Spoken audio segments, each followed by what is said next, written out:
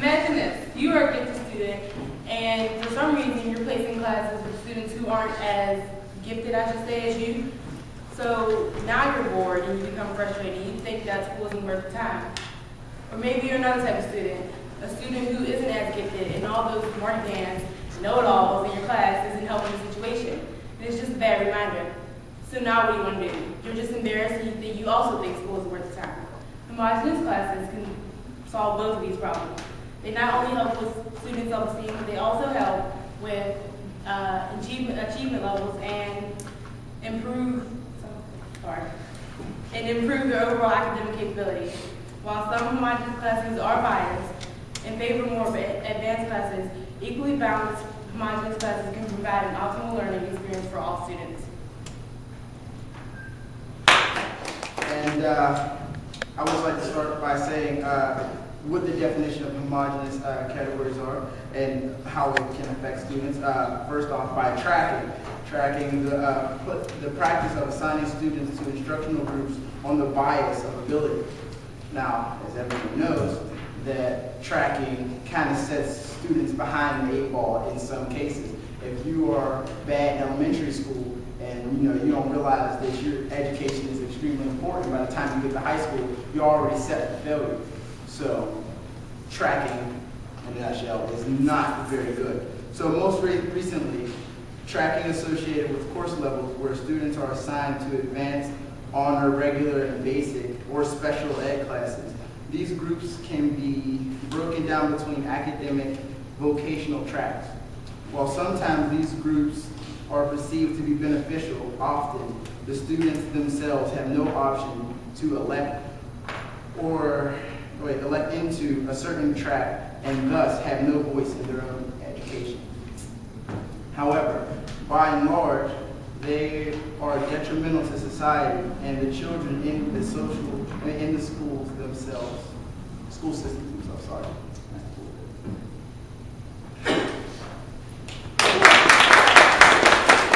That the separate classes ingrain in core stereotypes, but I disagree because separate classes avoid the chance of students becoming lost, losing self-worth, and they get a more level playing field.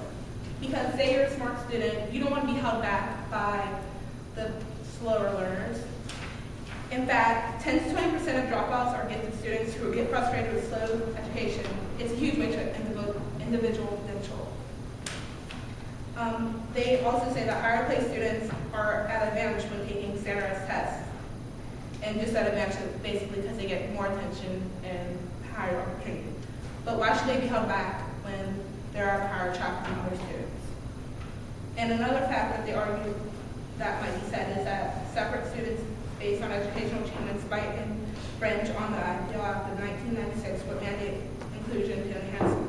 But the special education need attention. They have their own needs that they have to be focused on. So our opponents over here are making 3 different assumptions.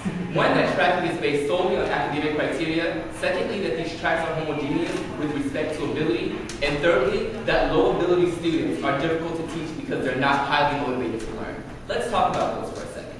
Firstly, schools separate students between success and failure early on. So by the time that a student who is separated by success and failure in 3rd grade, they're unable to reach that potential that they can reach when they're in high school. So by the time they're in 9th grade, you've already given up on hope. Secondly, there is no overarching criteria that separates students. All these ideas in which they refer to are very subjective. There is no academic performance that is standard. There are subjective judgments based on counselors' recommendations, teachers' recommendations, parents' recommendations, and even student recommendations that has no valid bearing in terms of what a child is actually capable of. Secondly, they're based on prior track records. If I were a 4th grader who was acting out in school, I can't possibly use those 4th grade grades and assessment of my ability to what I can do and my potential in high school. Lastly, parents who are aware and understand the system a lot more are more equipped to deal with and make recommendations for their students. Lastly, we need to think about the long-term impact that the separation of success students and failure students have in society. When students are not prepared adequately, they drop out of school. because they were in remedial classes, or as we refer to them as slow learners. When those slow learners matriculate through high school, they're not prepared to equip to survive. They then turn to crime. Crime then turns to the prison industrial system, which in turn raises our taxes as taxpayers to pay for those individuals that are in prison. And consequently, that takes away from the potential that could have been contributed to the labor force here in the United States. So therefore, we need to not have these homogeneous classrooms that are in society. Well, I think that Anthony brings up several good points. I would like to first point out that we aren't talking about tracking. We're talking about homogeneous classes, which could be also called ability grouping. And there are many instances that one can see that ability grouping can be beneficial for many types of students. Says Karen Rogers from the University of Connecticut, research showed strong, consistent support for the academic efforts of most forms of ability grouping for enrichment and acceleration.